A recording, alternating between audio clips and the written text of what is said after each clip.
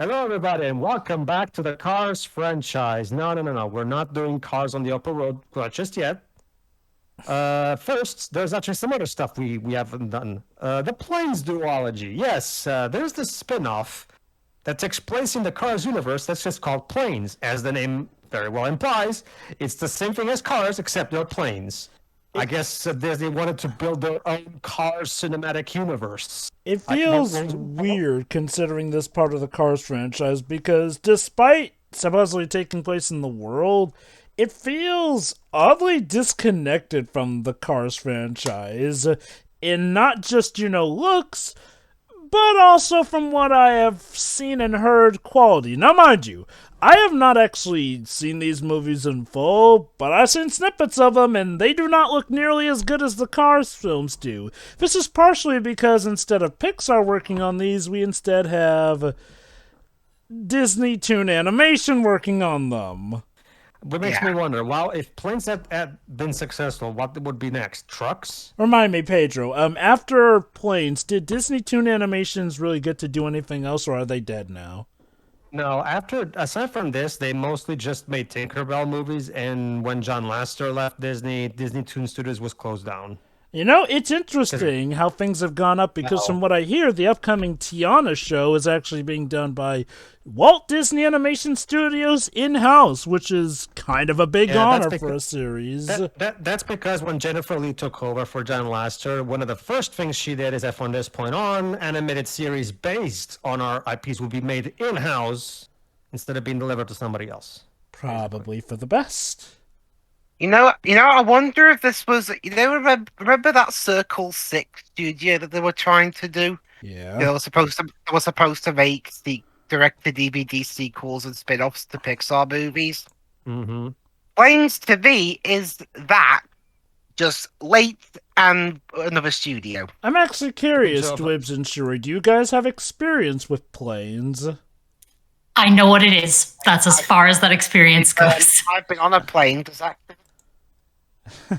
Oh god, imagine if they showed this movie on a plane. I'd want off. What, even if you're in the air? Yes. So, we here at SCWRM are here to see, were these movies really as bad as they were held to be? Because, no, trust me, you had to be there, man. When these movies came out, while somehow it was apparently successful to get a sequel, and mind you, that's allegedly, for all I know, it still was a failure, but they were desperate enough to make a sequel. No, people hated these movies. Cars, maybe people were indifferent to it, considered it one of Pixar's weaker things. But no. Planes and Planes 2 got even more hate than Cars 2 did back in the day. It is important to remember that Pixar had nothing to do with these movies. Nothing. Disney made these movies entirely on their own without Pixar's involvement whatsoever. Now, I will say this. If it had to do with how things were at the time, with how Disney were kind of going into not a complete dark age, but at least sort of a semi-dark age, admittedly more so on Pixar's part, I can definitely get why these movies would have been seen as, absolutely terrible back in the day if they were really, not up to snuff. That said... Yeah, remember, this was right after Pixar released Cars 2 and Brave back to back. Ooh. So at this point in time, Pixar wasn't exactly in the best of graces with the audience. And given the misconception that some people may have had, because if I recall correctly, while Disney did technically point out that it was a different studio working on Planes, I wouldn't say that they emphasized it as much as they could have. Regardless of whether or not you knew Pixar weren't involved in this, it was definitely not good for the Cars franchise, which I honestly feel is a shame. I have always felt like the Cars franchise deserves its own proper dues, because Cars 1 is good, and from what I've heard, Cars on the Road is pretty good. And get this, apparently it kind of retconned the idea that Lightning McQueen was retiring because apparently he is still a race car in cars on the road. So basically, Pete Doctor wanted to basically retcon Cars 3 out of existence. Okay, that's fair. Now, well, okay, to his credit, Cruz is apparently still there, but instead it's that both she and Lightning are race cars by this point. Like, Whatever. The basic You point is... you don't sound amused. Look, Shiroi, I've said it before and I'll say it again. I'm that rare guy who hates Cars 3 more than Cars 2, so the fact that it wasn't a race Fair enough. bugs me, but I'll take what I can get, and I can get why they maybe wouldn't have wanted to have erased that. But you know what? We're not here to talk about cars like Pedro mentioned. No. Plain. So what is the history behind this movie, Pedro? Like I said, Disney wanted to make some more moolah out of the profitable Cars franchise plus merchandising. Well, surely there was more to it than... Well, surely there was more to it than just that. Normally a Disney project has to have some good motivation behind making eventually, like I said, eventually we would have trucks and motorbikes, and after that we would have... how about tugs? Vehicle. Yeah, tugs, and then eventually they all join up in a crossover via the Vehicle Avengers or something like that. Regardless, let's get to work, shall we? All right, let's take a look at the second entry and final one in the Vehicles cinematic universe, Planes. One of two movies. So I wouldn't call it the final entry because Cars on the Road is a thing. True. Well, yeah, I guess, and I guess apparently it may still be going on after that because from what I heard, On the Road is received well. But semantics. Don't worry, Disney will release boats in 2025. Guys, looking forward to the live-action remake of Cars. Ew! Can we start? How would that even work? Anyway, It would just be Pimp My Ride. All right. Let's just start this. Okay. 3, 2, 1, click. All right. Well, sure, believe it or not, actually... Oh, hold on. It starts immediately, apparently. Yeah. Believe it or not, Shiroi, given the effects that we have at some Disney World parks, a live-action Cars remake is actually plausible, believe it or not. Some rock music? Okay. Oh, is this thing going to try and be a pastiche of Top Gun? Maybe. Oh, but hey, there is one thing that this film managed to do that the majority of Disney Toon Studios' projects don't. And that is? Oh, guys, the World of Cars. Yeah, see that's the official name of the franchise, apparently. The World of Cars. Yeah. Well, as I was saying, there's one thing this managed to do for many Disney Toon Studio films don't get a theatrical release. That's cool, I guess. Yeah, this was direct-to-video. Actually, no. This did get a theatrical release. Yeah, it did. The first one, actually, I actually remember that. There was actually a theatrical release over here in my country. I remember that, actually. So you're referring to the sequel, aren't you, Dibs? Yeah, the sequel probably was just straight to video. I don't think so, actually. Let me see. This is totally a dream sequence, isn't it? Probably. Yes, it did get one. Oh, okay. So, Disney really wanted to make this into a thing. It didn't turn out to be a thing, but they tried with 2 movies. So Planes was directed by Clay Hall, who previously, in terms of directing things, has done was be an assistant animator on An American Tail. Direct an episode of The Simpsons, and also direct Tinkerbell and the Lost Treasure. Mm-hmm. Oh, look at that! I was right. It was a dream sequence. So let me guess. Our hero is a plane who dreams of having more in his life. Probably, yeah. I mean... Okay, I'll admit it is cute that the mountains look like planes. Like how in Cars, the mountains look like car So parts. here's everyone's favorite comedian, Dane Cook. Oh, great. Well, Jova, this is the World of Cars. Got to stay consistent in that regard.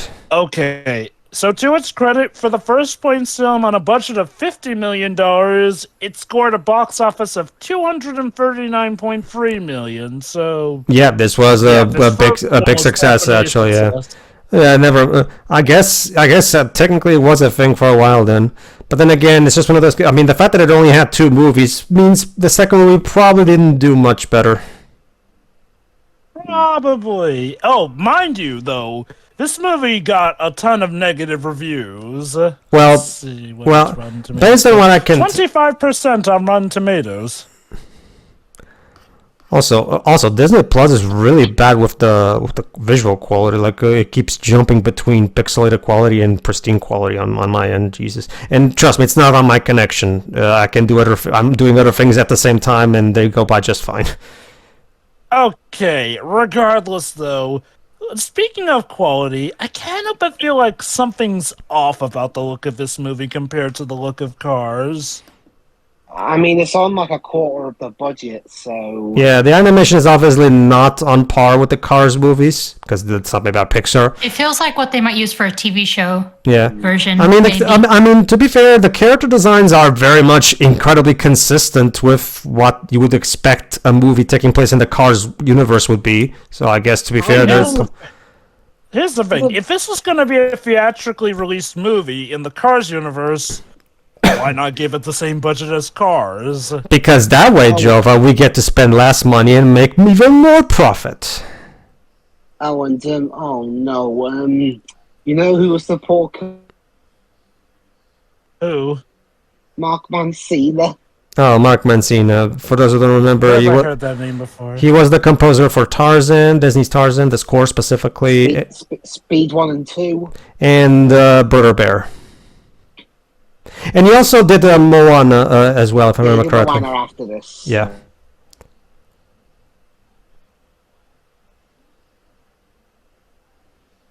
How the hell did he go from even Brother Bear to this? It's okay, Dwebs. You'd move on to the proper Disney animation studio after this. So.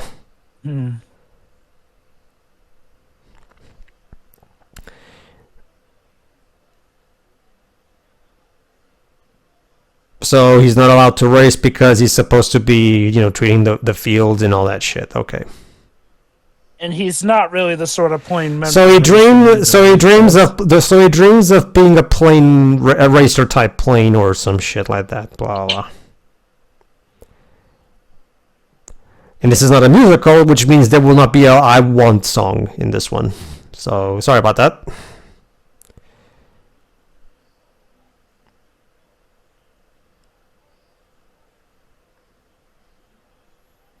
Let's see, Dottie. Terry Hatcher. Are you gonna? Terry Hatcher, I like her. Are you going to explain who Dottie is, movie? I don't know what. She's a Also, forklift. Chuck is. Yeah, That she's a forklift. wait. Yeah. Wait. Is Dottie this blue forklift that they're talking about right now? Yes. Wait, this one right here? Then why is she referring to herself in the third person then? It's part of a joke she was making. Well, okay, I'll be honest, Jova. Oh, they even have the. The only other thing I recall seeing Terry Hatcher in is Tomorrow Never Dies.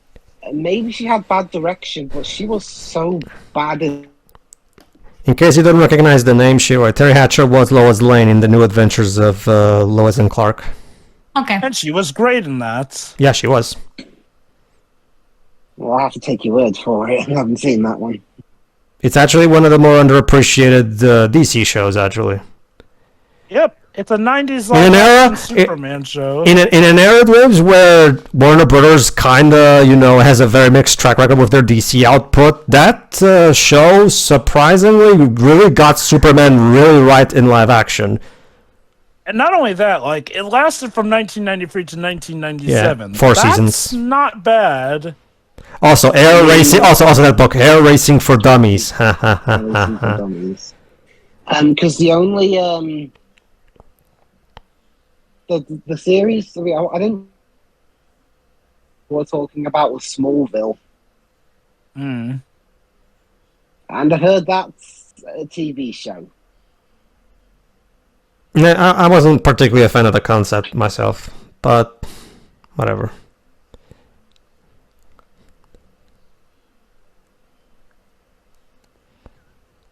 So Also, that's Brad Garrett voicing Chug. Yes. I guess, to be fair, they did get a relatively good cast. And for yet, this. they got Dane Cook. Do you not like Dane Cook? Not really. No. Oh man, I'm not really familiar with the guy, so I mean, it doesn't sound like he's doing a bad job for what the character Oh, is no. supposed to be. Oh no! Like, I mean, it's not like he's writing or anything, so whatever. But it's just that. Well, he's a stand-up comic, basically. I mean, usually stand-up comics write their own material, so. Well, not necessarily in the movies, though. You know. Oh no, that's what I mean. It is sure, that's what I was saying. He's not writing in this, so whatever. That's what I say. Anyway, but yeah, no. This movie is genre put as an 3D computer animated sports comedy film. A sports comedy, eh? Okay, I can already tell what's the deal with this movie. Also, for some reason, Firefox It stopped. seems like it's Lincoln, trying to be the Nebraska. plot for Cars 1. No, that's the thing, Shiroi. Not so much. It's more. In Cars 1 was a lesson in humility storyline. This feels more like a little play, an underdog storyline of this plane who keeps being told that, oh, you can't do it, Chuck. But then he proves everybody wrong by, my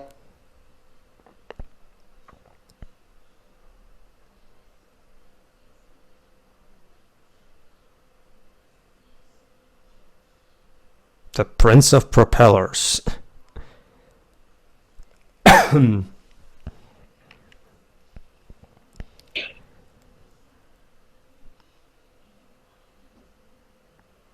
Ripslinger. He's voiced by Roger Craig Smith.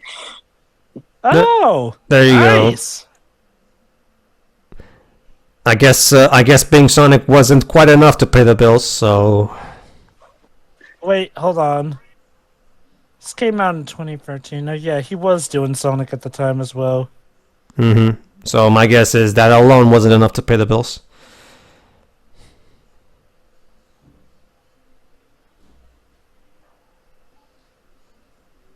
Oh my god, they literally brought in the What? concept of birth right there. What the fuck is that joke? Well, the idea is that they were, I guess, conjoined twins who were separated at birth, regardless. No, I get. So,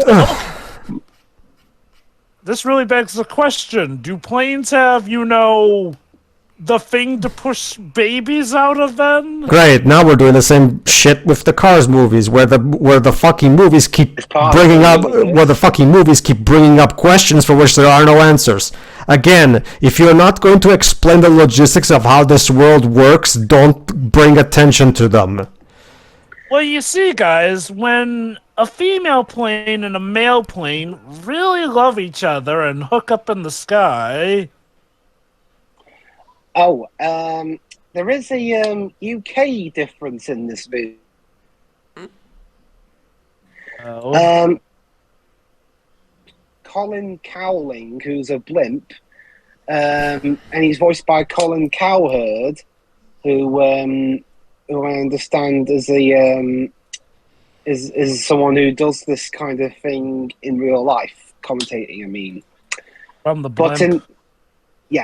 But in the UK, because we don't know who Colin Cowherd is, we renamed the character to Lofty Crofty, and he's voiced by David Croft, who is a Formula One commentator in the UK. Okay, then. You come up with a better name than Lofty Crofty, but whatever. That sounds like something you hear in a Disney Junior Alright, show. this is it. It's Hey what? kids, let's watch Lofty Crofty. What's the protagonist's name again? Dusty Crop. Dusty. Dusty. Alright, it's Dusty's turn to prove himself. Let's see. Yeah, that's another thing about already a big issue with this movie. There's little to no characterization to these vehicles. But Pedro, of course they can't have character. They're planes. Well, the cars in the Cars movies had characterizations. So I should mention, there's a character named Roper here who's played by Flipping Sinbad. Oh, okay. Not only that, Val Kilmer's in this movie too. So basically, considering, they don't get as much work as they did back in the 90s, so, you gotta take what you can get.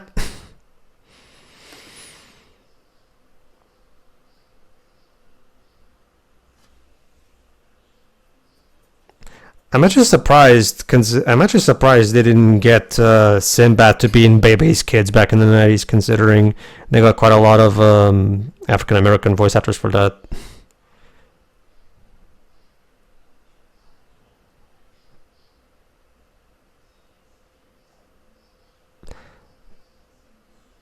So how exactly can a field dusting plane do the same thing as a racing plane would do? Don't you require, specific ergonomics and specific tools in yourself in order to properly race like this? Wait. I mean, say what you want about the Cars. Hold on. So to be fair, they do show that he is still way behind on the others, so... It's still like he just comes in and wins every... No, it's just that, in the Cars movies, Lightning was actually a racing car, whereas Dusty here, he's not a racing plane, so logically, he shouldn't even be able to properly compete against the other planes. But they maybe give him modifications to become such. I guess. That can't be easy to do, though. I'm already starting to see exactly what kind of movie this is. This movie is one of those movies that you just put on to shut your kids up for 90 minutes. It's mostly just white noise. There's nothing inherently horrible about it. It's just one of those movies where you're just sitting there going, okay. For the sake of fairness, let's give it a chance. Oh, I am giving it a chance. I'm just... And I'll give the looks credit. I mean, yeah, obviously it doesn't look as good as the main Cars movies, but for the budget it has, it looks fine. Sure. The visuals get the job done. Yeah. I mean, at this point, Disney Toon had pretty much fully made the transition to 3D. Mm-hmm. Because, up till 2008, they were doing just direct-to-DVD Disney sequels.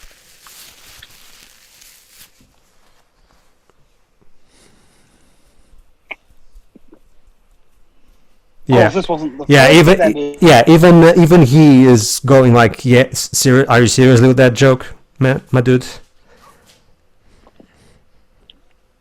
No, this wasn't Disney Toon's films to get a theatrical release. I think that was the first. If it was the sequel to the Jungle Book movie or Peter Pan.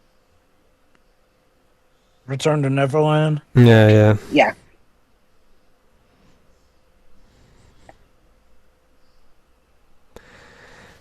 And remember, Shira, before she directed Luck, this is where Peggy Holmes was working, Disney Toon Studios. Huh. Wait. Also, I think this is... Oh, I see. So essentially it turns out one of the planes was taking illegal racing fluid, which means that he's out and Dusty's in as the 5th place contender, which means that he gets to continue. Illegal racing fluid. You know what this means, guys? We essentially just had the plane equivalent of steroids. Of flipping... Yes. But we can't say steroids because of 2 reasons. One, this is supposed to be a kids movie. Second, it wouldn't make sense how exactly do planes even take steroids. So of course it's not steroids, it's illegal racing fluid. Okay. To be fair, steroids don't even really make sense for planes, so I wouldn't say it's so much as trying to be all family friendly. It's just about planes don't really take medicine. Well, I said that myself. So. Yeah, well, don't talk or have eyes. Yep. So anyway, his mentor is voiced by Stacey Keach, who is the Bourne Legacy, Escape from LA.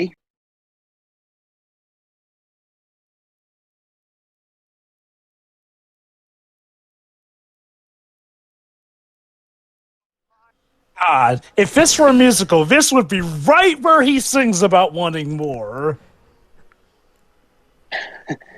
Okay, Wait, hold on. That implies that there have been wars in this universe since he is a fighter plane in that regard. Yeah. So, Yeah. Holy cow! There's a body count. A war movie with fighting planes would be much more interesting than this. Can we follow that storyline? Maybe. So, guys, World War II. Hey, Dwebs. Or car. Hey, Dwebs. Yeah. Dunkirk. The vehicles. The World of Cars edition. Hey, Well,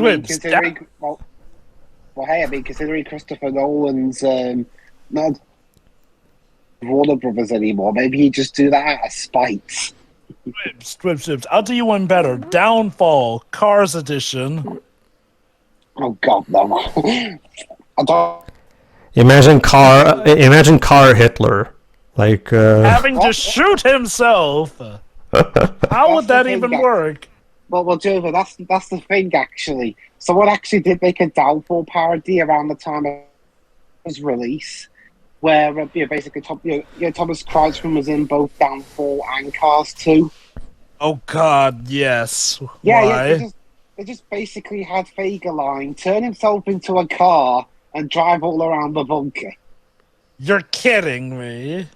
No, it actually happened. Whatever. I mean, that's not hard to believe. I mean, they've made Downfall parodies out of every bloody thing by this point. Out of everything, especially if it has an actor from the movie in it.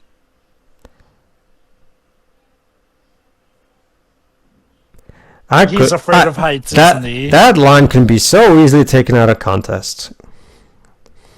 Context. Yeah.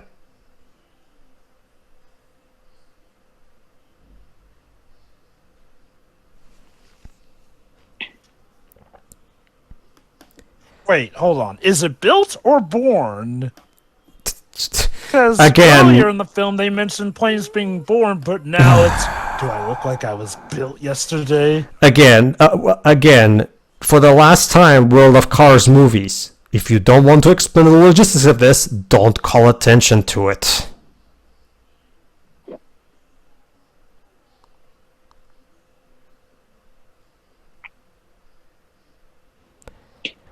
Wait a minute, you're a plane, and you're afraid of heights. Yeah, exactly, exactly.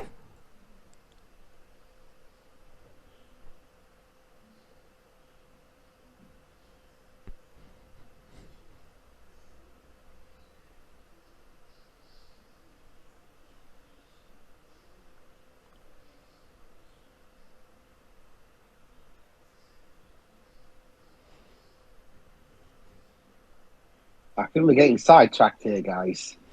Okay, most of these cast members I get, but I recall Brad Garrett was still... Well, okay, you know what, to be fair, some of these actors were still big deals, so it's not like everybody here is washed up. Well, at this point, Brad Garrett is pretty much just a voice actor. I mean, when was the last time he even did a live-action role? I'm not even aware. Was he? I think he was in Home Alone 6. Was he? When did that come out? That was either him or somebody who looked a lot like him. Let me check. I don't think it was. Home Alone 6 came out last year, Shiro, and it's terrible. I mean, I know Brad Garrett, wasn't he in the Sonic movie recently? Was he? See? Who did he play? Oh, wait, no. be getting it mixed up. Somebody else. Yeah, I was getting it mixed up with somebody else. So, if I understand correctly, this thing is essentially basically a big preparation for a race around the road. Hey, look, it's the tractor cows from Cars. Just to remind you, this is in the same universe. Mm-hmm.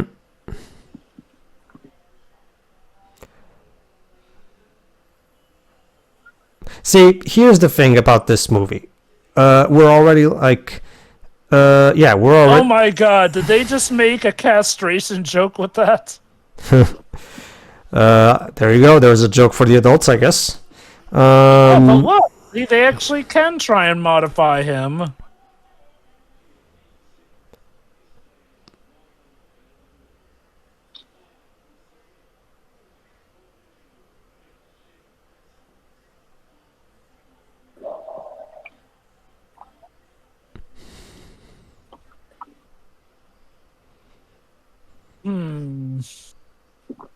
Okay, while this movie is not the worst, I think I can see why this movie may have gotten hate back in the day. Like, it's not inherently bad, but it's not like it has to try that much either. This was released during the height of, well, this is right in the middle of the Cars, let's call it anti-hype train amongst diehard Pixar fans.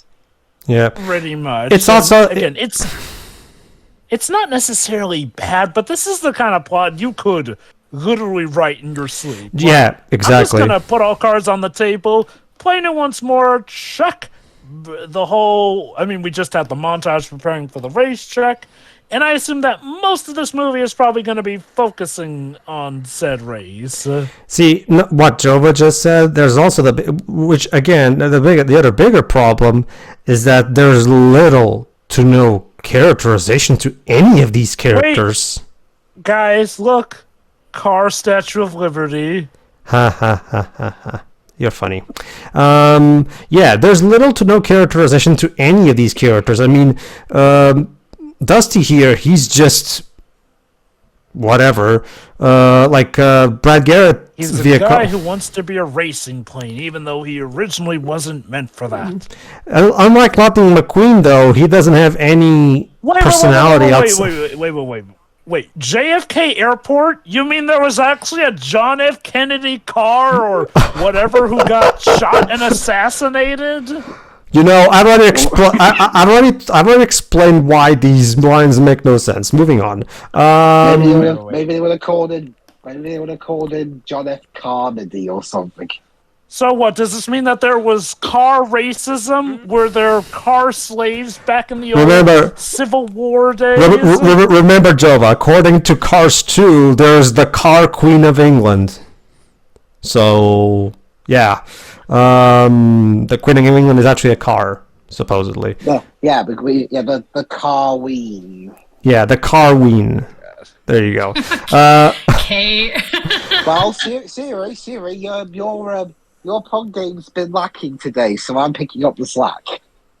Yes. You know what? That's fair. Oh my god, guys, we got John Ratzenberger. John, what are you doing here?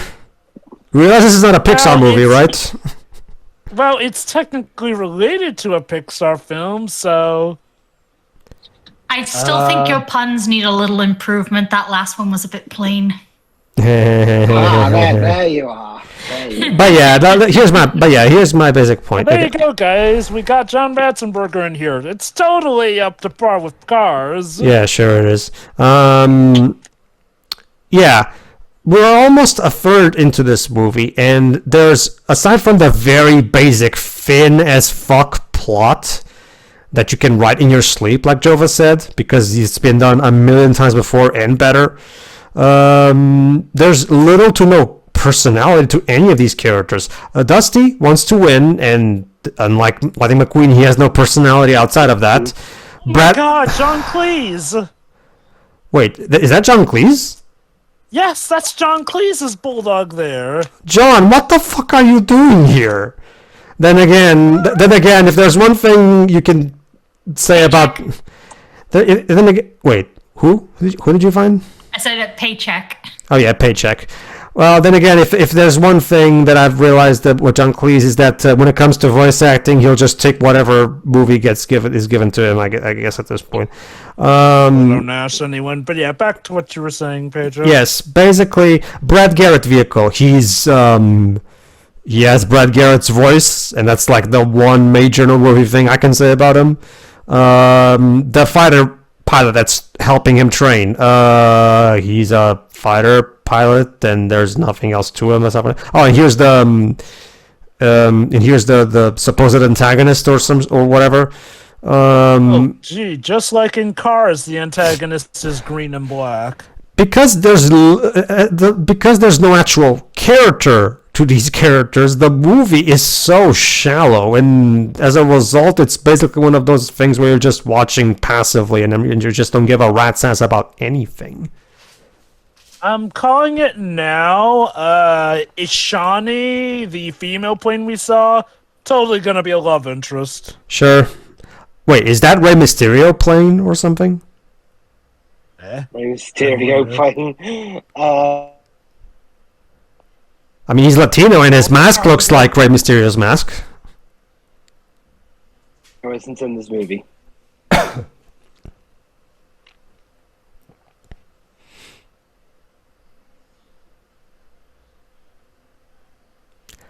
Okay, we have found a Spanish stereotype plane.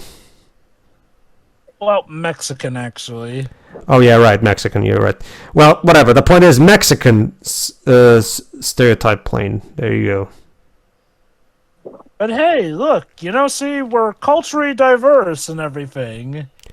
And by culturally diverse, we mean we have plenty of stereotypes to go about. We have John Cleese plane be, all that stuff about that British plane. We have this guy...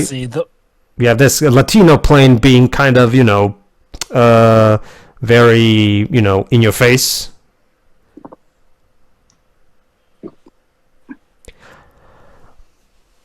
All we need now is a Welsh plane constantly saying tidy all the time, and the collection will be complete. That plane we saw earlier was voiced by Carlos Alazraqui. Oh, is that a Welsh person? No. He's well, you maybe know him for voicing. Well, he was in Spyro. He voiced Spyro in the first game. Yeah, but here's the thing: he's not saying tidy all the time. So how can I tell that he's Welsh? I mean, come on, got to be more stereotypical than that, my dude. Okay, I guess it's cute, though, the actor they got to play Colin Cowling. Oh, that was the one who they changed the voice for. Yeah. I'm going really obscure UK references here. I mean, sure. honestly... Ha! You're so funny. Funny! Honestly... Well, okay, basically, there's a red helicopter here voiced by a guy mainly known for hosting the show here. Yeah, as me and Joe have just commented about that joke, here's another problem. The writing is very dry. It lacks any sort of wit. The jokes are lame at worst and just kind of at best. I will say this. I do feel like if we were still in the phase where, Cars was definitely at its worst, I'd probably be hating this much more. But now that we're in a phase where at least Cars seems to be redeeming itself with Cars on the road, how to put it like this? I'm not necessarily, bored out of my mind. Oh god, he's checking out that plane's tail. But Wait. How? That's inappropriate. You can't check out female plane's butt like that. I thought this was supposed to be a kids movie. Don't you see? Here, they're planes, so we can get away with that. Oh, okay, so the lesson These here. aren't human butts, so it's okay. Okay, of course. So it's okay to objectify females as long as they're not human. Okay. Don't worry, Pedro. Don't worry, Pedro. I'm sure Literally treating her like an object. Well, she is an. Actually, worry, yeah, guys. she is an. God damn it, she's right. That's the joke. Go on, Don't worry, Jova. guys. I'm sure on Car's Twitter he'll be canceled for that. Yeah.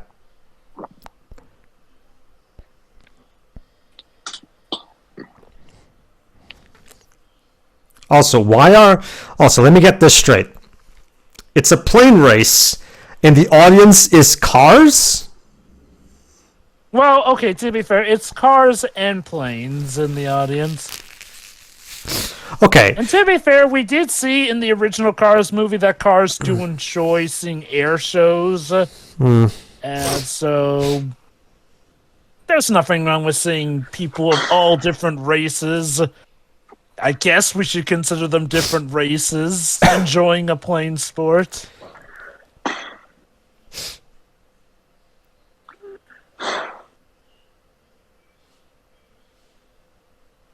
All right, guys, it's time for the big climatic race. Wait, what do you mean big climatic race? We're still 1 hour away from this movie ending. What else is there? So I guess the majority of the movie is going to be the race then. Really?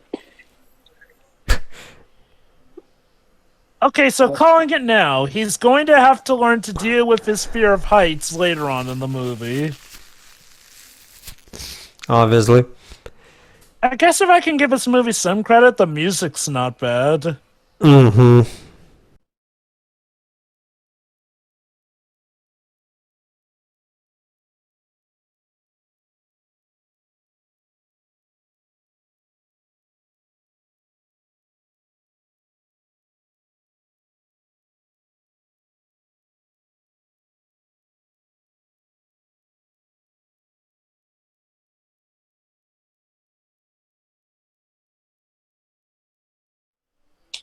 How can a plane feel cold?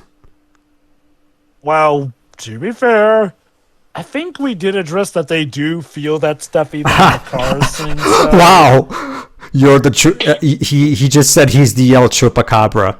I just Well, that's his name. Well, his stage name. Oh, is it? I didn't pay attention to it. Yeah. Oh, wow! He just got the plain version of an erection. Toy Story 2 did that joke better. Moving on. Kids movie.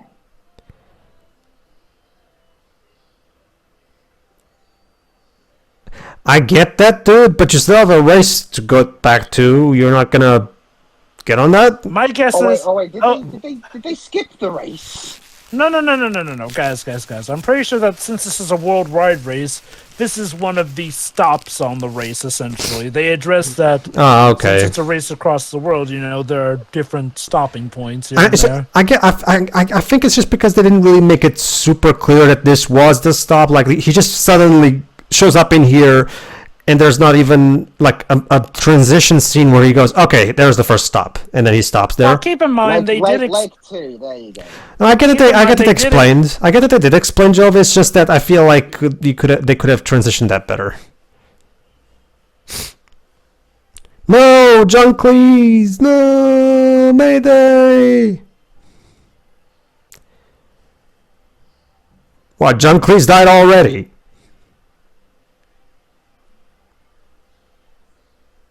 Ha! Get it? The legendary flyer from the UK. Barney, what the hell are you doing here? Get it? The legendary flyer from the UK, because John Cleese is a UK legend. I mean, I guess it fits. What happened? What happened, Barney? Was Blue Peter not paying you enough?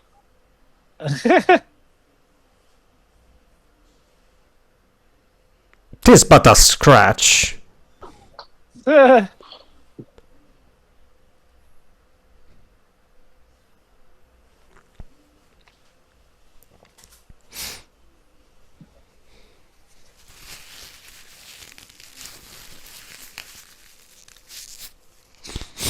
Oh, that's nice. He's helping him.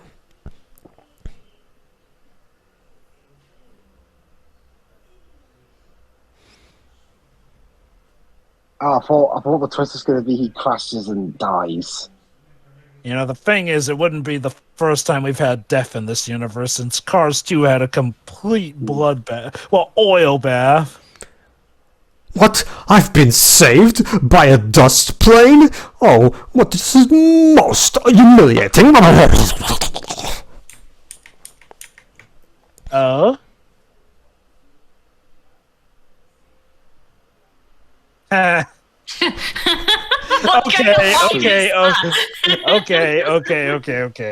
You get one for that one. Yeah, no, I'll give him a point for that one too. Yeah, sure, all right. We don't cry here, we just make tea and complain. Yeah. Well, give us a cup of tea, we'll moan for hours. So this is basically a trip around the world type of film, I see. Ooh, pretzels. Well, that's no the issue. It used to be hot. If Asterix is anything to go by, it used to be before tea was invented. It was hot water that you guys drank at 5. Yes, the car's equivalent to booze. I was I will- Spyro once. Now look who I am. I'm a fucking plane. I will say this movie seems to be a lot more willing to go to those adult references than the Cars movies were, surprisingly. Mm-hmm.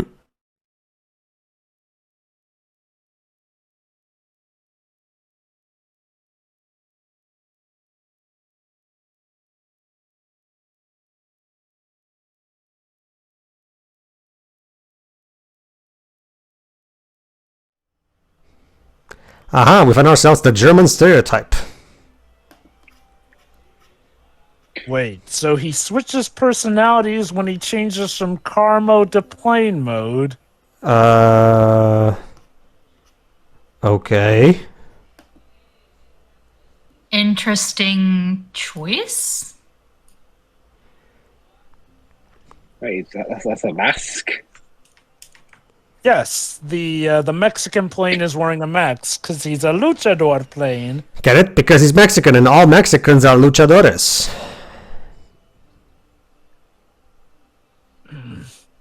I want to be fair and say that at least they aren't just doing typical stereotypes. It's, trying to be more diverse, which, to be fair, might as well show how the different countries handle their stuff here and there. So where's the Portuguese plane who works all day nonstop? Well, he couldn't make it to the race because he was working, obviously. Oh yeah, that makes sense actually. So who replaces him? The Spanish plane? The Spanish plane. Wow. The Spanish plane would just stay there watching. Jova, what would be the World of Cars equivalent of bulls? I mean, what cows are, those little trucks, but what would be bulls? Tractors. I guess. Wait. Well, that's what Frank in Cars 1 was. He was like... Oh, yeah, right. Okay, so basically, monster truck, I think he was. No, he wasn't a monster truck. He was... God, I can't recall what type of vehicle it's called. Let me check. Well, whatever it is, the Spanish car, the Spanish car would just Spanish plane. Spanish plane would just stick around. He was a combine. A combine. There you go. A Spanish plane would just sit around watching combine fights.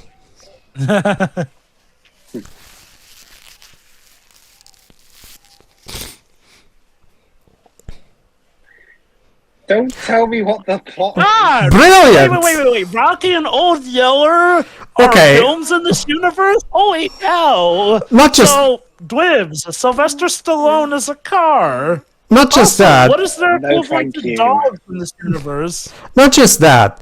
Okay, two things. One, you just spelled out the story of your movie to the audience. Second, what do you mean, Old Yeller? How does this even in any way relate to Old Yeller. Like, I just... What? Underdog. Huh? Underdog story. Yes, of course. I already guessed your plot before you even spelled it out for me, movie. Like 20 minutes ago. So, whatever. Wow. I guess this movie is definitely proud and aware of what it's supposed to be. Wait, what? What are we doing here? Oh, right. I'm guessing a subplot about how Skipper is kind of an old plane who hasn't really been able to fly and spread his wings in a while. So, like Doc in the first Cars. Kinda. Let me guess. He can't do it now, but later on he'll do it, and he'll inspire the protagonist near the end of the race or something like that. Probably. Oh, wait, no. Maybe he actually can do it. Oh, wait, nope. There I go. I'm a wizard.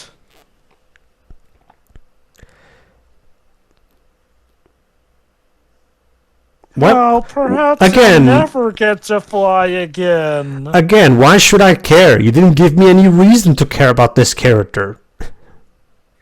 But he's voiced by Dane Cook. Oh, I don't know. No. I'm not Skipper here.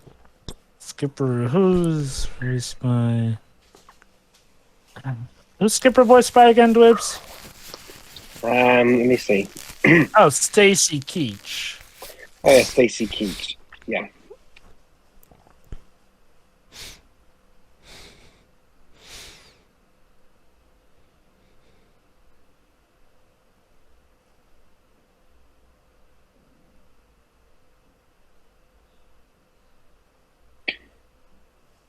Why, yes, of course.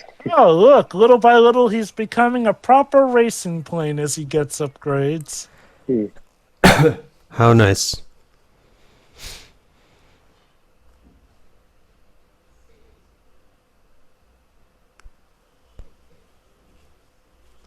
Not helping, Brad. I know his character's name is different, but I don't... Jug. I can... Jug. Not helping Jug.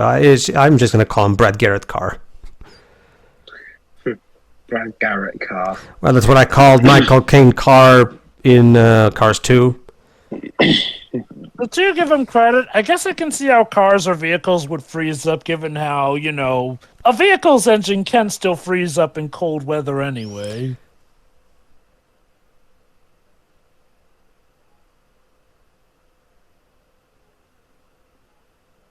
Damn.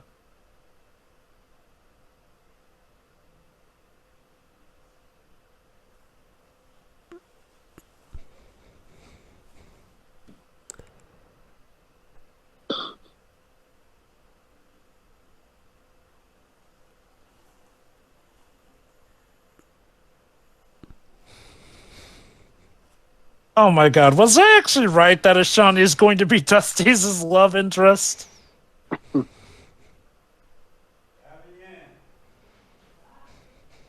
You know, I was kind of just nonchalant guessing at that point, but geez, is this film really that predictable? Yes. Well, Jova, it's a Disney Toon Studios production. I mean, did you really... Okay, didn't these guys do some of the Disney sequels? Yeah, they did. They did all of them. You know what? They weren't all bad. They can do better. Oh, no, definitely. But here's the thing. Great. See, here's the thing, Jova. Aside from Cinderella 3 being the one exception, even when the sequels were good, they were still predictable, like Lion King 2. Lion King 2 is good, but it's still a very predictable Romeo and Juliet story that you've seen a million times. I mean, they did... okay, you know what, to be fair... Goofy movie. Yeah, you know what, wait. They did both Goofy movies? No, I'm pretty sure... They did both. Oh, they did? Okay. Oh, cool. And you know what? Both of them were good as well. You know what? Okay, to be fair, just because something is arguably predictable doesn't mean it's always going to be a bad ride. Like, Sure. And, oh, wait. Are those birds that are tiny planes? I think so. Those birds don't have faces, guys. They don't have faces. How do they eat and live? I have a question. How the hell do you even make paper planes in this universe? You don't have hands. Like, Wait. Tell me. No, Pedro. Those were birds. They were? They look like paper airplanes. Like I said, those are their equivalent of birds, even though they creepily don't have faces. But that doesn't make any sense. I just this world of cars makes no sense. I just okay. To be fair, I feel like cars. Okay, cars did show that we had like car insects and whatnot here and there. I feel like Cars itself was fine enough. Like, no, I feel like this movie is definitely going to a lot of lengths that Cars didn't go to. To boldly go where no car has gone before?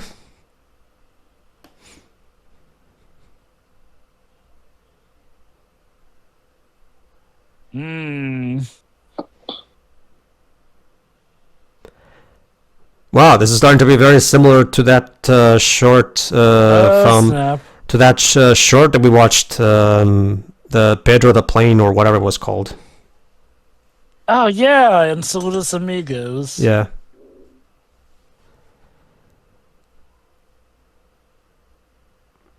Why are isn't this? Remember, he's afraid of heights. I get that, but surely you can circumvent the mountain. Well, that would involve having to go up high enough. No, circumvent to the side. Wouldn't that be a better idea? No, apparently the mountain range was way too wide to the point where he would lose time in the race. Well, and he's dead. And that was Planes, everybody. Okay. That was a really strange edit right there. So let me get this straight. You didn't want to. Here's what happened. Here's my guess. They got to this point in the movie, and we forgot to explode. We forgot something. Like he's gonna shock, meaning he dies and explodes. Just edit it to him suddenly in a different place. There you go. We don't have to actually explain how he got out of that. I mean, he's in plane heaven now. I'm guessing. Oh boy, we're in some kind of Asian place, probably China. Let me guess, Asian stereotype planes. Let's go for all the stereotypes. Wait. So they are in Nepal. What hair is that? Oh snap! He's in first place. Yeah.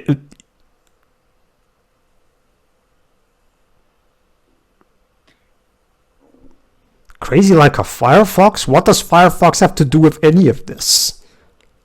Firefoxes are crazy, I guess. Is there even internet in the Cars universe? Probably. Yeah.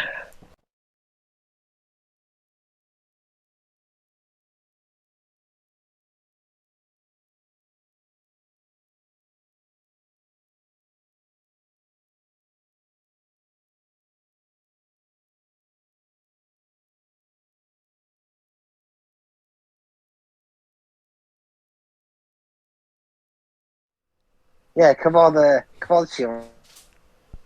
5 pods so far. You've only made 1.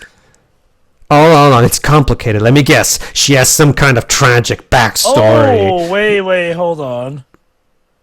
So she thought he would just turn around there. Yeah, no, that was kind of two-faced of her. I'm mad at you, even though we barely even spoke to each other. Forgot this.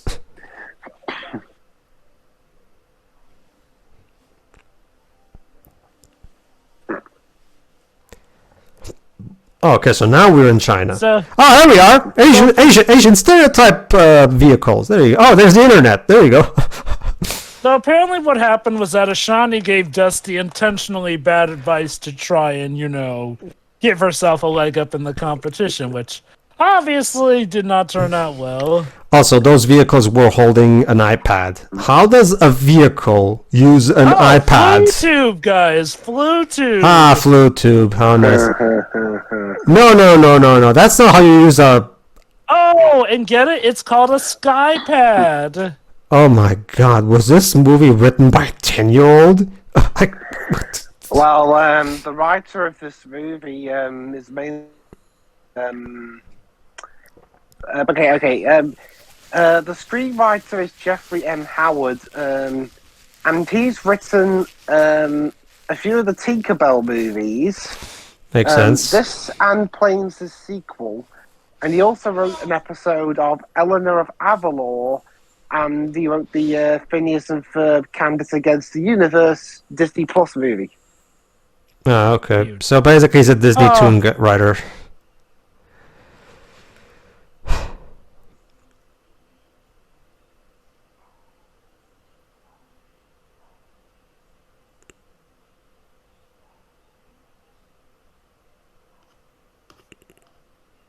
I don't get it. Yeah, me neither. Why? We're going to meet him in Mexico. Well, I get that, but why were they? Why were they going to say Malaysia? Yeah. I get the feeling Chug had forgotten. He seems to be the forgetful type.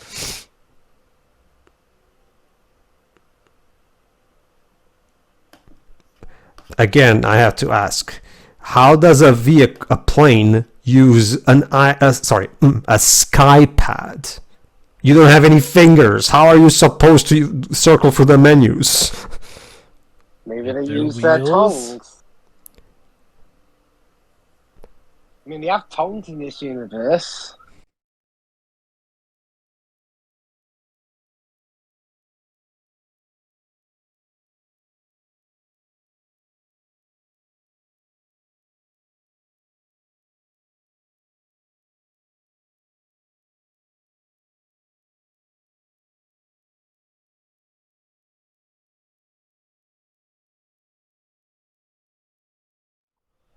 I wonder if I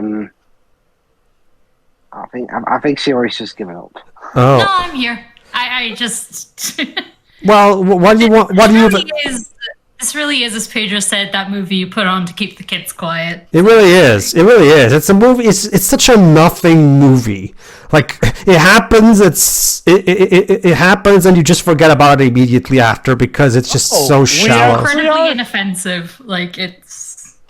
Wait, so we are getting a song? I see.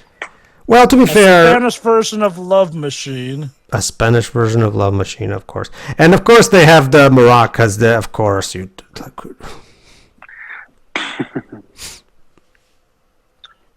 Not a fan of this kind of thing, Pedro. Oh, okay. Well, it's not so much that it's more so because typical Mexican stereotypes. But I mean, it's not even necessarily a Mexican stereotype. He's Mexican, so he's singing his nation's version of the song. Oh, and now all of a sudden, for some reason, this gets her attention. So, the lesson here, kids, is if you're trying to court a lady and she refuses your advances, just keep insisting over and over and she'll eventually come around. Okay. Amazing. Wow, this movie has a lot of objectifying female planes, huh? I can't believe they're treating that female plane like an object. Didn't we already go across that joke? Yeah, we did. We did. What else is there to say at the What moment? what else do you want me to say, Jova? Like, there's so little to talk about with this movie because this movie is such a nothing movie. There's nothing. I mean, hey, this movie keeps repeating things, so why can't we? It's like I know. Oh. Wait. It looks like Ripslinger has a devious plan abound. You know what? I take back what I said earlier. Oh my god, they had sex! Wait, yeah. Make up your mind, movie. Are planes born or built?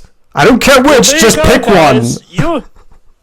There you go, guys. You have just been witness to two planes making love. I hope you're happy. I didn't ask for this. I thought there was going to be this funny gag where they mix up Malaysia with Mexico and they go to the wrong place, but no, they are going. So I'm guessing So again, because I'm incredibly immature and there's very little to talk about this movie, here's how planes. Snap! Sabotage. Okay. Here's my fear on how plane sex works. The female plane opens up her fuel tank, and the male plane gets the. Hey, Dibs, I'm just trying to analyze what the movie just tell us. I'm trying to analyze the movie. Dibs, I'm trying to commentate on the movie. Come on. That's not commentating on the movie. That's like trying to explain this. Probably someone's fetish. I don't want to know about this. Okay, Well, cover your We decided. Well, cover your ears or mute me or something. The point is, female plane opens up her fuel tank, and then the male plane takes that little thing that planes have that Oh my God, guys! The Dwight USS Eisenhower battleship. That's a thing in this universe. D8 there. Living thing, mind you. D8 there. I sank your battleship. Yeah. Well, the male plane puts that thing that other planes have so that they can put fuel on the other plane's fuel tank. And there you go. That's how planes have sex, and that's how little planes are born. There you go, everybody. Now you've learned something today. There you go, Could have learned something useful. End up in the. Oh yeah, that okay.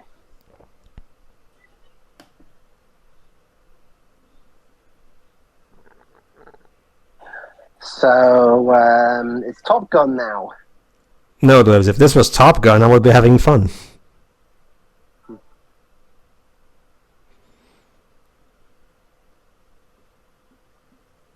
Okay. I don't get it. What stopped him? He braked enough. It turns out he did better than he thought he would. Oh, okay.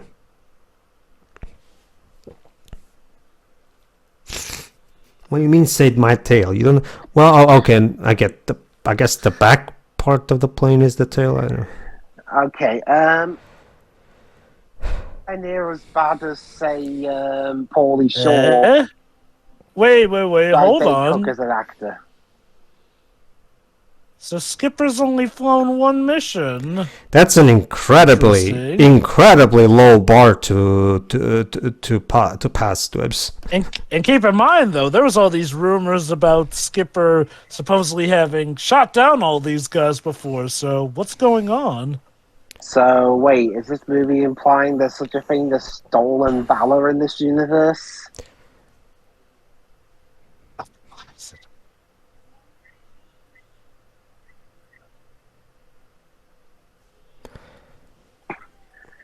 Are we seriously having a live reveal moment here?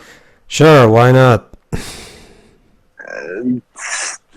This is actually a very common thing in Disney Toon movies, so why not?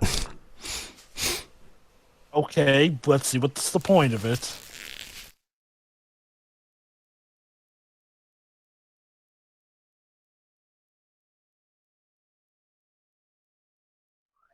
Oh, actually, no, we don't get to hear anything about that because we've got to keep going with the plot. We've only got so long left. Go. Okay. So, what was the point of that then? Well, we still have 35 minutes left. There should be time to explain that, actually. I'm guessing it'll be explained later. For now, he has to get cut up, otherwise he'll be out of the race. Oh, God, poor Julia Louis-Dreyfus is in this film too. Wait. Oh my God, she is. Oh, she's the one who plays Rochelle, the French plane who the Mexican plane has been courting. Yeah, okay. So there you go, Pedro. Elaine as a plane. Of course. Okay, although interestingly enough, if you're from either Australia, New Zealand, or Italy, she's voiced by different people. For your help, Chiroi, they mean the mom from Onward. All right. In Australia and New Zealand, Rochelle is voiced by Jessica Murray, who is recontextualized as a ex-Tasmanian post delivery plane. Yep. And in the Italian version, she's voiced by Michaela Ramazzotti, and she's called Azura. You know, this Italian plane, this female plane is supposed to be the protagonist's love interest, and yet she's barely in the fucking movie. Well, who knows? Maybe I was actually wrong and she won't be his love interest, but... I guess. Also, Shira, you might also remember how I showed you that clip of her playing Elaine in Seinfeld where she's in that subway and she is having that monologue, inner monologue, and you told me that you just saw yourself a lot in that woman and all that shit. So, Storm, Thunder.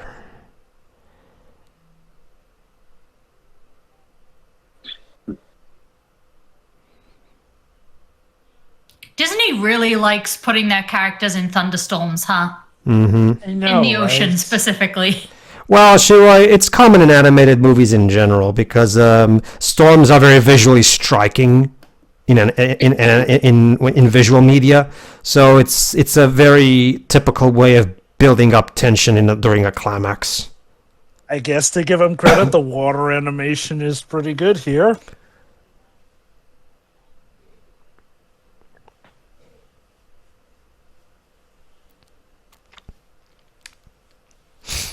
It's for the same reason, Shira, that a lot of JRPGs, including even Kingdom Hearts, to use one that you're familiar with, always have their final dungeon be this big, big full of wacky designs type of dungeon instead of just being a generic cave. Because if it was a generic cave, it would just feel anticlimactic. Mm-hmm.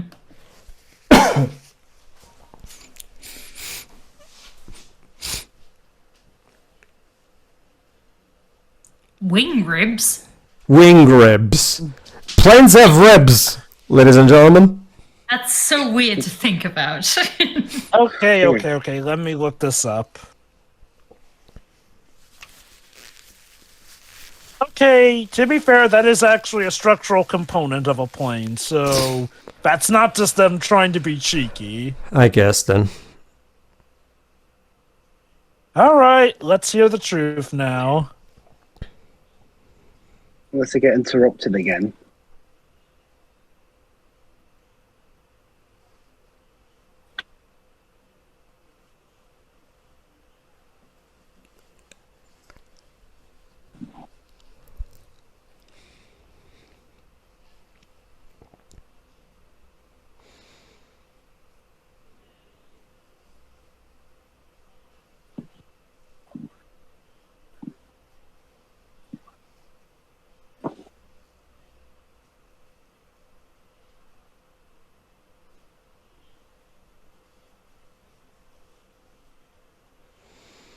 What could possibly go wrong? Oh my god, we are actually getting World War II Cars Edition! Huh. Jesus. Christ! Okay, That and was kind of unexpected. now all the planes explode and die. Well, okay, I'll give them credit. They are willing to go some dark places. And again, this movie has some weird edits. It definitely likes to do the fade or cut whenever it seems like someone's in trouble bit. Well, this got kind of dark, huh? Yeah. So he has PTSD because he lost his flying squadron. Holy cow.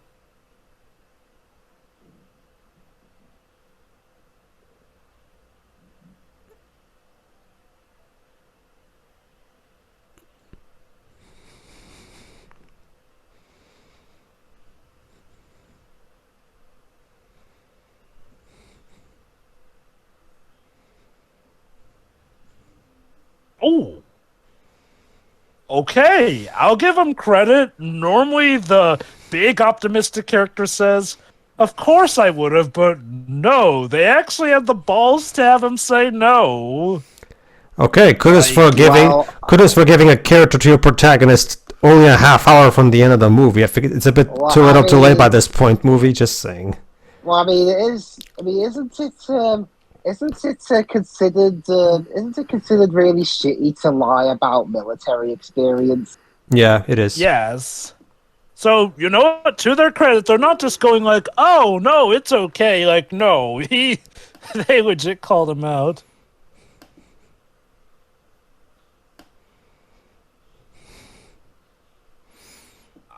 Okay, I mean, I won't lie.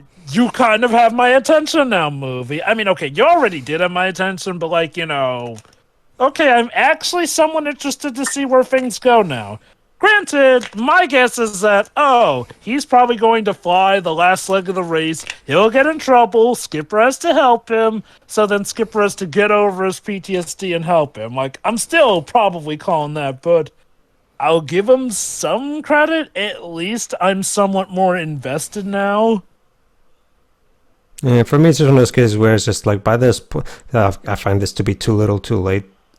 They should have started doing stuff. Get that. That's fair. They should have started doing this thing from the beginning. Yeah. Oh yeah. Oh yeah. Look. Look. For me, it's more about a surprise that we're finally getting this quality of writing. But no, we should have had this level of writing from the get-go. Like, no pun intended. Up until this point, it feels like it's been going on autopilot until this moment.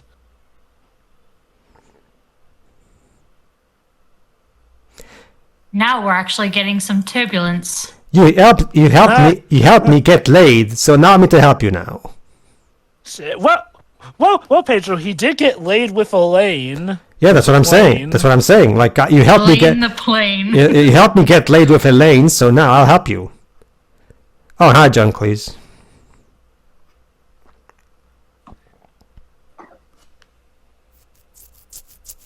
Well, hey, at least from now on, the rest of the race should be plain sailing. Brazil.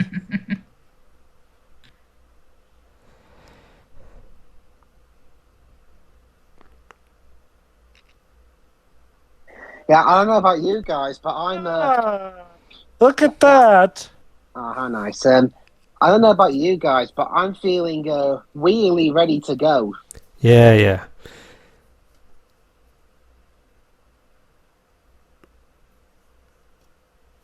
Aww. Again, here's the problem. This is good writing. The problem is, this feels like we're like, in a completely different level of movie because, seriously, the movie had kind of just been going through the motions up until we get to the point of Skipper lying. It's like, okay, it's like if a movie was Iron Man 2 for a bit, but then in the last 30 minutes, it suddenly becomes Avengers Endgame level of quality. I'm not entirely confident if that's a fair equivalency, but sure, I understand the sentiment. My point is the movie has suddenly become way better, but it's at a point where it feels too little too late. And mind you, when I say way better, I mean by the standards of this movie, which by most standards is not exactly much to write home about. Well, Joe, there would have been a movie if in the middle of Avengers Endgame, it had that scene with Tony Stark being drunk at that party, and at the end he dies. How would that work?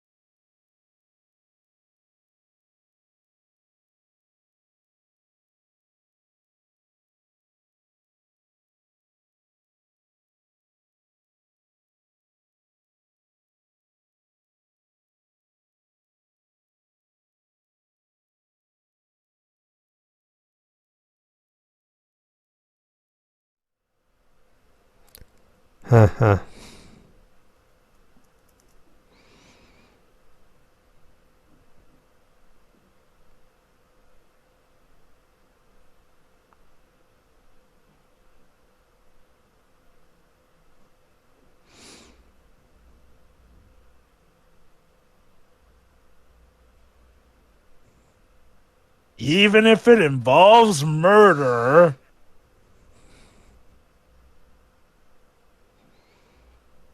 Oh god, I think I called it. Oh, look at that. Now we're going to New York. All right.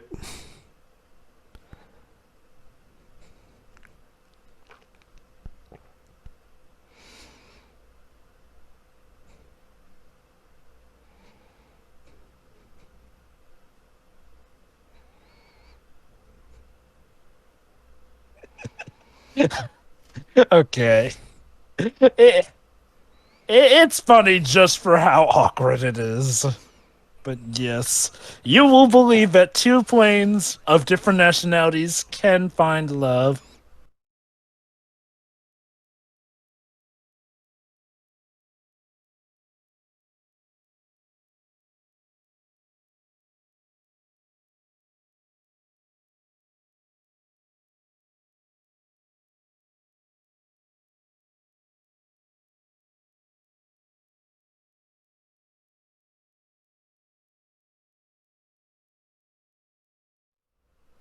Wait, Tsubasa? Was that meant to be some kind of homage to Captain Tsubasa? Okay. So Joe, we're in New York now. I dread to think what the car equivalent of Spider-Man or the Teenage Mutant Ninja Turtles would be like. Yes. Teenage Mutant Ninja Cars. Teenage Mutant Ninja Beetles. So that can be Volkswagen Beetles and they adjust the song accordingly. There.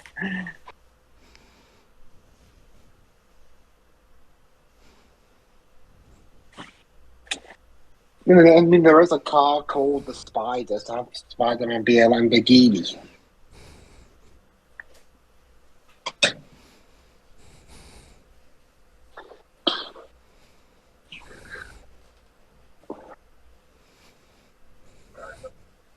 Hey guys, what did I miss of the exhilarating race? Sabotage. Yeah. Anyway, Jover, I was just asking you since you were bourbon, I didn't notice. Wait! Oh my God! They're in Radiator Springs. Apparently, yeah. Since we were in New York a bit ago, could you imagine the car equivalent of Spider-Man or the Teenage Mutant Ninja Turtles? No, Dwibs. They're making their way to New York. We're not at New York yet. All right. Well, we'll be there soon anyway. So. But hey, guys, we're in Radiator Springs. Okay, that's cute. Hmm. Well, I mean, I'd gladly follow this plot. I mean, was this happening during Cars 2 or something? While everyone else was doing that, while everyone else was being really annoying in Cars 2, this was happening over Radiator Springs. Maybe. Also, I totally called it. Skipper came back to help.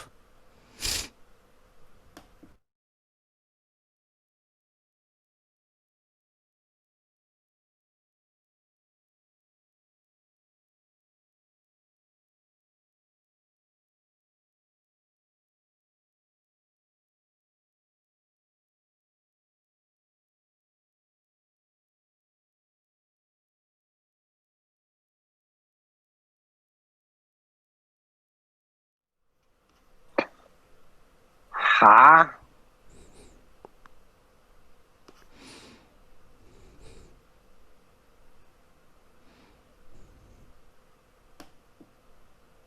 Wait. I thought, wow, he really got over his mentor being a bloody liar really quickly, didn't he? Almost well, there. You know, to be fair, his mentor did just save his bacon. He's still a stolen valor prick. I still don't give Hey, a... you know what? I'll give him credit. They're not falling into that stupid liar revealed ploy of, okay, he lied, but that means that we completely disregard everything he does when he is legit trying to help. So, kudos, planes. I still don't give a rat's ass about the main character, though. Well, I mean, I can understand Pedro's position. I mean, he's got three things going against him. He's not interesting. The character development is non-existent, and he's voiced by Dane Cook. Again, I'm curious. Do you really just have a thing against Dane Cook, Pedro? Like, I don't find him funny. I'm not really familiar with the guy, so he's a comedian. So not thinking he's funny is, yeah. Again, like, have you had bad experiences with him? No, I don't. No, I didn't have bad experience. I just don't think he's funny. I've never met the guy. How would I have bad experiences with him? Well, what I mean is, have you seen his stuff? I have, yes. In that regard. Yes. Well, I mean, you can't exactly call it not funny if he hasn't seen anything. He's been in movies. He did it! He got over a fear of heights! Yes! How fulfilling! Just like I called! Woo!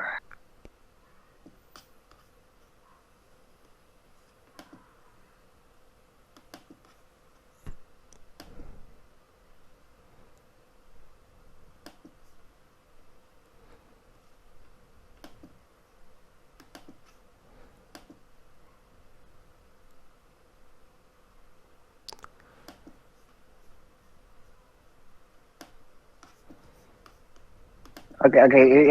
If there is one thing in these films that replace voices with local ones, sometimes it can be a bit jarring going from America to Britain back to America again. Mm-hmm. I mean, it's a global scale, but it still feel pretty weird. It's like how in Shark Tale, everyone. Oh my God! It's like how in Shark Tale, almost everyone in there is American, but in our version, the news reporter fish has a British accent. We literally just saw a plane crash into toilets for cars. So yeah, that's what it looks like when cars go to the bathroom. They leak oil. Because we totally wanted to know about this. I guess, to be fair, that was kind of a question you asked during our Cars 2 commentary, if I recall correctly. You got your answer now, Pedro. I guess. Congratulations. Aww, your romance is completely underdeveloped. I'm in love with you now, even though we have barely talked throughout this whole thing. Of course. There you go. See, Shiroi? Right, This movie... yeah, you were a thing. There you go. See, Shiroi? This movie demonstrates that people don't need to have relationships or similar interests. As long as they're both attractive, true love shall shine forth.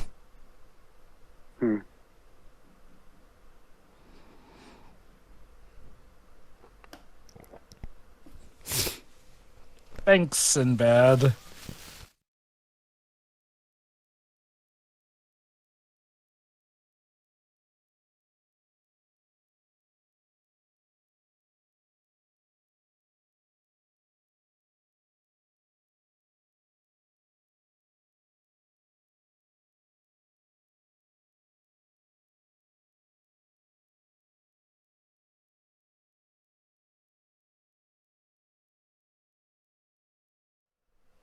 Music's still good.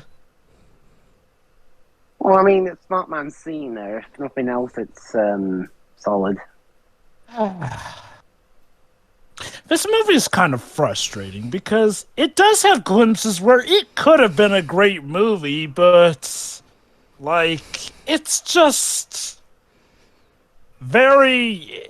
Mediocre. Is there such a thing as being too safe for your own good? Yes, mediocre. That's probably what I would describe this. Yes, mediocre. As in, like, it's so blatantly average that it just completely is a nothing movie. Like, those little bits that we've talked about do very little to actually elevate the movie past that point. They're small little scenes that are good, but they're over. When they're over, the movie goes back to what it's been throughout the rest of it.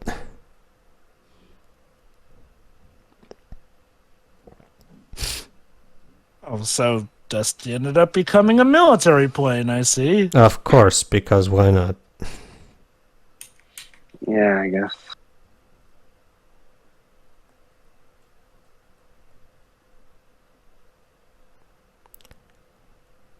And his PTSD is just gone.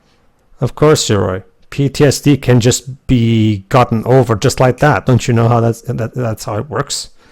Okay. I would argue he managed to fight through it because he knew that somebody did absolutely need his help for that. That being said, that's just me playing side writer because the movie did not explain that well. And the movie that, is done. That's it. Oh, That's it. it just ends like that. The movie doesn't even end. It just stops. Like the editor said, Wow, like the editor said, "Fuck this shit, I'm done," and just went off the project. I just, Okay, so I will say this. of course, Well, executive producer John Lasseter. There you go. That explains a lot. And John Lasseter was one of the story writers. There you go. This suddenly explains a lot. Jeffrey M. Howard. Final thoughts then. Can I go first? Go on. Sure. This was a movie, and it had planes in it. So, I mean, it's just a nothing movie, to be honest. It goes in one ear and out the other. The most memorable bit is when it turns out his mentor is a fucking liar.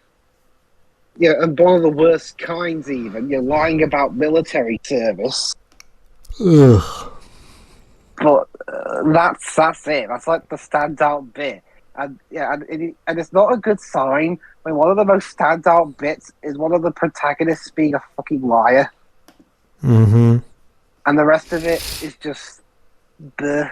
I mean, I don't really like Dane Cook in this movie. I don't know. His performance, I don't think, was that convincing. Everyone else was just kind of there. And, I mean, the animation's pretty solid for being 1/4 of Pixar's usual Cars budget. But other than that, that's really it. It's just kind of nothing. And I can't imagine that Planes, Fire and Rescue is going to be all that much better. Oh, ironically enough, fingers crossed it is, but...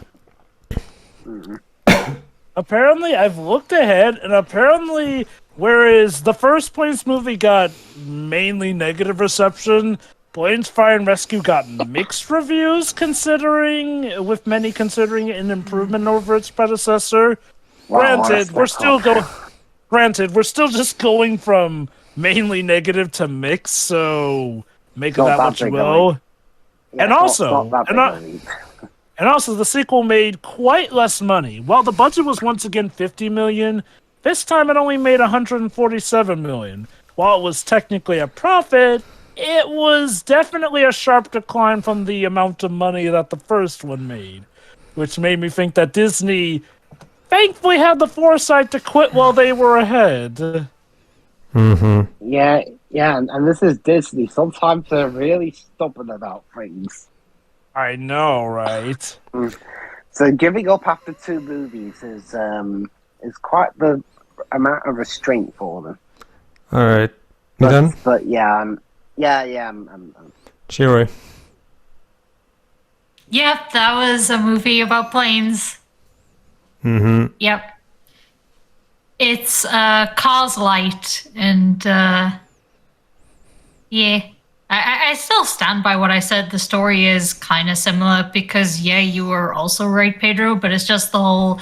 It's not like the message or what the character has to learn specifically. It's more the old retired grumpy guy teaches novice how to get good, you know? Just with some little PTSD sprinkled in there. But yeah, that's all I have to say that's basically new. Yeah, there we go. Jova. I can definitely see why this movie would have been ridiculed back when it first came out. Like, nowadays, they're doing better, but man, back then, anything having to do with cars was... Well, okay, except for Mater's Tall Tales, those were fine. But nah, okay... Nowadays, I can maybe see this as, its own little tiny mess, but no, this would have been the latest in a line of disappointments. Here's the thing. The story is way too safe for its own good. It plays stuff practically on autopilot, that when things actually do get interesting, it's too little too late. Now look, I'm not saying you can't play something straight. Sometimes originality is overrated. It's just that they don't really bring much new to the formula here, except planes, and I guess to give them a weird sense of credit, they answer a lot more questions about the Cars universe than I was ever hoping to know, God help me. Jesus. Honestly, I didn't mind Dane Cook in this role. He's fine. And you know what? All the cast members seem to be just doing a good, fine enough job for this. The music's good. There's that. The animation, while definitely not as stellar as that of Cars, is... it's good enough. It's good. Not amazing, though. And let me put into perspective here. For every good thing I have to say about this movie, there is either a bad thing or a crushing sense of mediocrity to compensate for it. So, look, if you really need to complete your Cars collection or whatnot, I will say this. It's better than Cars 3. It's also better than 2. But I mean, this movie at the very least is coherent, unlike Cars 2. which, that's kind of sad when I think about it, that this is technically still better than Cars 2 and 3, though honestly, yeah, this may sound weird, I actually can get more entertainment out of watching Cars 2 than I can with this. If only because, yes, Cars 2 was a drastic change in a terrible direction, but I guess if I can give it one thing, it's not boring. This film can get boring and dull at times. Yeah. And it's just playing something straight. And again, I'll give them credit. They do make all these interesting different bouts of characters here, but our main character is the equivalent of bland toast among them.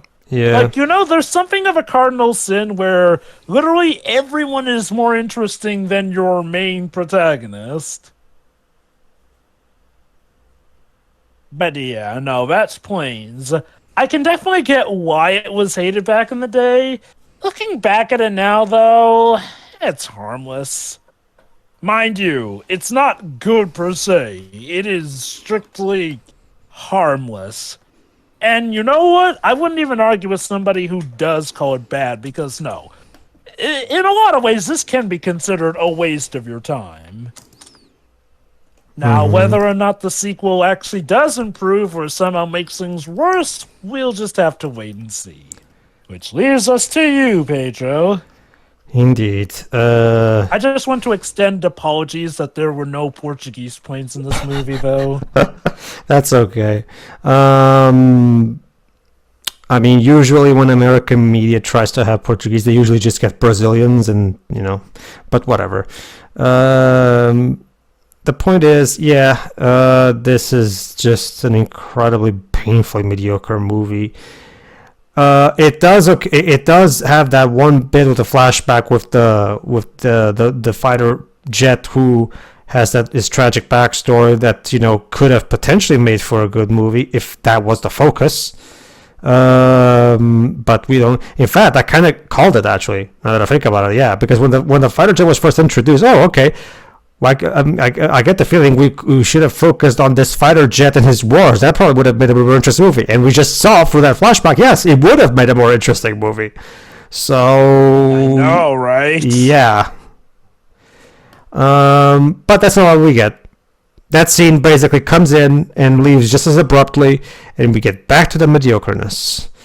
So yeah, the protagonist. Also the fact that the protagonist is completely and utterly devoid of anything even resembling a personality. So yeah, that kind of becomes a problem. Considering we're supposed to root for his underdog story. So yeah. Pedro, this movie literally admits right to our faces that it's an underdog story. Yeah. Yeah, that's the basic point. Like, the music is good and the animation is competent, but that's about it. It's a movie that really, it's one of those movies that you just put up to shut your kids up for like 90 minutes, and that's it. Because this it's mostly just white noise. So, yeah. Alright, everybody, that was the first Planes. Who knows? Maybe Fire and Rescue will be better. Maybe. I'm not exactly keeping my expectations high, but we'll see. See you then. See you then.